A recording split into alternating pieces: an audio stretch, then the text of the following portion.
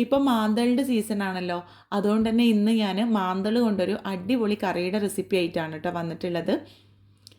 ഞങ്ങളുടെ നാട്ടിൽ ഈ ഒരു മീനിന് മാന്തൾ എന്നാട്ടോ പറയാം. മുമ്പൊരു തവണ വീഡിയോ ചെയ്തപ്പം അവരുടെ നാട്ടിൽ ഒരുപാട് പേരുകൾ കമൻറ്റ് ചെയ്തിട്ടുണ്ടായിരുന്നു. നങ്ക്, പിന്നെ അങ്ങനെ കുറേ വെറൈറ്റി പേരുകളൊക്കെ ഉണ്ടായിരുന്നു. കണ്ണില്ല മങ്ക, അങ്ങനെ കുറേ പേരുകളൊക്കെ ഉണ്ടായിരുന്നു. അപ്പോൾ നിങ്ങളുടെ നാട്ടിൽ എന്താണ് ഇതിനെ പറയാമെന്നൊന്ന് കമൻ്റ് ഇടണേ. പിന്നെ അതുപോലെ തന്നെ ഈ ഒരു മീൻ കണ്ടിട്ട് പോലും ഇല്ല ഇതുവരെ എന്ന് പറഞ്ഞവരും ഉണ്ടായിരുന്നു കേട്ടോ, തിരുവനന്തപുരം കൊല്ലം ഭാഗത്തൊക്കെ. അപ്പോൾ നല്ല ടേസ്റ്റുള്ളൊരു മീനാണ് കേട്ടോ ഇത്.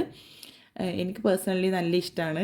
ഇതുപോലെ തൊലി കളഞ്ഞെടുക്കുകയാണ് കേട്ടോ ചെയ്യുക. തലയുടെ ഭാഗത്തു നിന്ന് താഴേക്ക് രണ്ട് സൈഡിൽ നിന്നും തൊലി കളഞ്ഞ് സൈഡിൽ അങ്ങനെ കൈ വെച്ചിട്ട് തന്നെ, കത്തിയൊന്നും ഇല്ലാതെ തന്നെ നമുക്കിത് ക്ലീൻ ചെയ്തെടുക്കാം. ഇങ്ങനെയാണ് നമ്മൾ ചെയ്യാറ്. ഇതിൻ്റെ ചെതുമ്പൽ മാത്രം കളഞ്ഞെടുക്കുന്നവരും ഉണ്ടെന്ന് തോന്നുന്നുണ്ട്. പക്ഷെ ഞങ്ങളിവിടെ തൊലി കളഞ്ഞെടുക്കാറാണ്. അപ്പോൾ ഞാനിവിടെ കുറച്ച് 1/2 കിലോ മാന്തൾ വാങ്ങിച്ചിട്ട് കുറച്ച് പൊരിക്കാൻ വേണ്ടിയിട്ട് വെച്ചിട്ടുണ്ട്. ഇത് പൊരിച്ചാൽ നല്ല ടേസ്റ്റാണ് കേട്ടോ. അപ്പോൾ ഇത് വെച്ചിട്ടൊരു പാൽക്കറിയാണ് ഉണ്ടാക്കുന്നത്. അപ്പോൾ ഞാനിതാ നല്ല പോലെ ക്ലീൻ ചെയ്ത് മാന്തൾ ഒരു മൺപാത്രത്തിലേക്ക് ചേർത്തിട്ടുണ്ട്. ഇതിലേക്ക് നല്ല കട്ടിയുള്ള തേങ്ങാപ്പാൽ ചേർത്ത് കൊടുക്കാം. ഞാനിവിടെ ഒരു 2 കപ്പ് തേങ്ങാപ്പാൽ എടുത്തിട്ടുണ്ട് കേട്ടോ. അത്യാവശ്യം നല്ല മീഡിയം സൈസിലുള്ള ഒരു തേങ്ങയിൽ നിന്നും കുറച്ച് വെള്ളം ചേർത്തെടുത്ത കട്ടിയുള്ള തേങ്ങാപ്പാലാണ് കേട്ടോ. തേങ്ങാപ്പാൽ മീനിലേക്ക് നേരിട്ട് ചേർത്ത് കൊടുക്കാം. ഇനി ഇതിലേക്ക് 1/2 ടീസ്പൂൺ മഞ്ഞൾപ്പൊടി, 1/4 ടീസ്പൂൺ മുളക് പൊടി, 2 ടേബിൾ സ്പൂൺ മല്ലിപ്പൊടി. മല്ലിപ്പൊടിയുടെ ടേസ്റ്റ് മുന്നിൽ നിൽക്കണം കേട്ടോ ഈ ഒരു മീൻ കറിയിൽ. 1/4 ടീസ്പൂൺ പെരുംജീരകം പൊടിച്ചത്, എരിവിന് ആവശ്യത്തിനുള്ള കുരുമുളക് പൊടി. ഞാനിവിടെ മുളക് പൊടി കാശ്മീരി മുളക് പൊടിയാണ് കേട്ടോ ചേർത്തിട്ടുള്ളത്. അതുകൊണ്ട് തന്നെ എരിവിനനുസരിച്ചിട്ടുള്ള കുരുമുളക് പൊടി എടുക്കാം. ഇനി ഇതിലേക്ക് കുറച്ച് തേങ്ങാപ്പാൽ ചേർത്ത് നല്ല പോലെ ഒന്ന് കട്ടയൊന്നുമില്ലാതെ മിക്സ് ചെയ്തിട്ട് നമ്മുടെ ഈ ഒരു മീനിലേക്ക് ചേർത്ത് കൊടുക്കുകയാണ് കേട്ടോ. സാധാരണ എനിക്ക് മല്ലിപ്പൊടി മീൻ കറിയിലേക്ക് ചേർക്കുന്നതിനോട് എനിക്ക് വലിയ താല്പര്യമില്ല. പക്ഷേ ഈ ഒരു കറിയിൽ മല്ലിപ്പൊടി വേണം കേട്ടോ. മല്ലിപ്പൊടി ഉണ്ടെങ്കിലാണ് നല്ല ടേസ്റ്റി ആയിട്ട് കിട്ടുക. അപ്പോൾ കട്ടയൊന്നുമില്ലാതെ നമ്മുടെ പൊടികളൊക്കെ മിക്സ് ചെയ്തിട്ട് ഈ തേങ്ങാപ്പാലിലേക്ക് ചേർത്ത് കൊടുക്കാം. ഇപ്പോൾ ഫ്ലെയിം ഒന്നും ഓൺ ചെയ്തിട്ടില്ല കേട്ടോ. ആദ്യം എല്ലാം കൂടെ ഒന്ന് മിക്സ് ചെയ്തതിന് ശേഷമാണ് നമ്മൾ ഫ്ലെയിം ഓൺ ചെയ്യണത്. അപ്പോൾ ഇതാ പൊടികളൊക്കെ കലക്കി ചേർത്തിട്ടുണ്ട്. ഇനി ആവശ്യത്തിനുള്ള ഉപ്പ് ചേർത്ത് കൊടുക്കാം. പിന്നെ ചെറിയൊരു നാരങ്ങ വലുപ്പത്തിലുള്ള പുളി കുറച്ച് വെള്ളം ഒഴിച്ച് കുതിർത്ത് പിഴിഞ്ഞ് അരിച്ചെടുത്തതാണ് കേട്ടോ. അതും കൂടി ഇതിലേക്ക് ചേർക്കാം.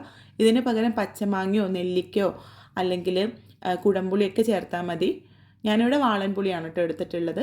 പിന്നെ ഇതാ ഒരു പിടി കറിവേപ്പില കൂടെ ചേർത്തിട്ട് മൂടി വെച്ച് നമുക്ക് ഫ്ലെയിം ഓൺ ചെയ്ത് മീൻ നല്ല പോലെ ഒന്ന് വേവിച്ചെടുക്കാം. ഇതിലേക്ക് നമ്മൾ 1-ാം പാൽ 2-ാം പാൽ അങ്ങനെയൊന്നും ചേർക്കണില്ല. കട്ടിയുള്ള ഒരു തേങ്ങാപ്പാൽ മാത്രമേ ചേർക്കണുള്ളൂ കേട്ടോ.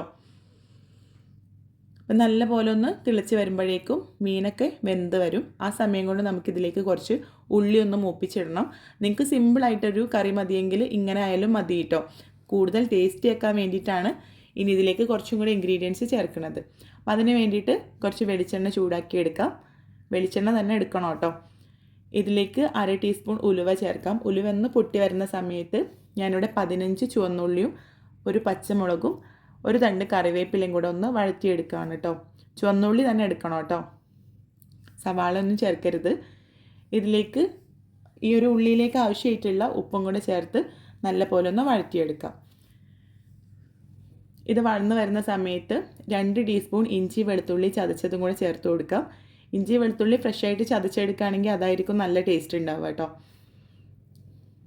ഇനി ഇത് നല്ല പോലെ ഒന്ന് വഴറ്റി ഇഞ്ചി വെളുത്തുള്ളി പേസ്റ്റിൻ്റെ ആ ഒരു റോസ്മെല്ലൊക്കെ പോണ സമയത്ത് ഇതിലേക്ക് കുറച്ച് മഞ്ഞൾപ്പൊടി.